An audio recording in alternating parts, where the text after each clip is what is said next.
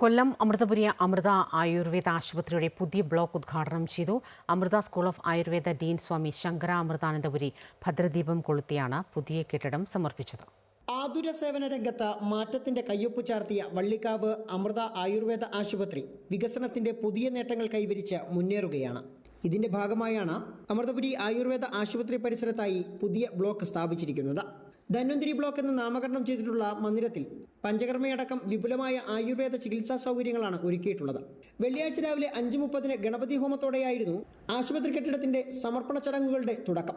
തുടർന്ന് നവഗ്രഹ ഹോമം നടന്നു. അമൃത സ്കൂൾ ഓഫ് ആയുർവേദ ഡീൻ സ്വാമി ശങ്കരാമൃതാനന്ദപുരി അമ്മയുടെ ചിത്രത്തിന് മുന്നിൽ ഭദ്രദീപം പകർന്ന് ആശുപത്രി കെട്ടിടം ഉദ്ഘാടനം ചെയ്തു.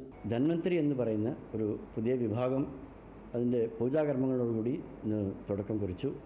24 മുറികളാണ് ഉള്ളത്. രോഗികളെ കിടത്തി ചികിത്സിക്കാനുള്ള സംവിധാനമാണ് ഇതിലുള്ളത്. പഞ്ചകർമ്മ ചികിത്സകളും മറ്റുള്ള വിദഗ്ധമായ ആയുർവേദ ചികിത്സകളും ഇവിടെ ചെയ്യാവുന്നതാണ്.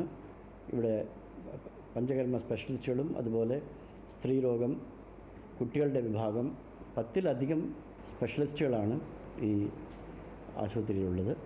ഈ പുതിയ കെട്ടിടത്തിൽ നിയമം അനുസരിച്ചിട്ടുള്ള ഫയർ സേഫ്റ്റി, ആ ആശുപത്രിക്ക് വേണ്ട സകലമായ സൗകര്യങ്ങളും ഇവിടെ സജ്ജീകരിച്ചിട്ടുണ്ട്.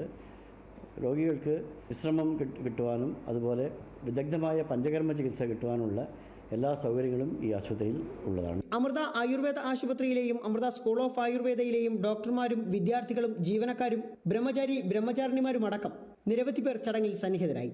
ഗജറാണിയും അമ്മയുടെ പ്രിയങ്കരിയുമായ ലക്ഷ്മിയുടെ സാന്നിധ്യവും ആശുപത്രി കെട്ടിട സമർപ്പണ ചടങ്ങിൽ ശ്രദ്ധേയമായിരുന്നു. അമൃത ന്യൂസ്, കൊല്ലം.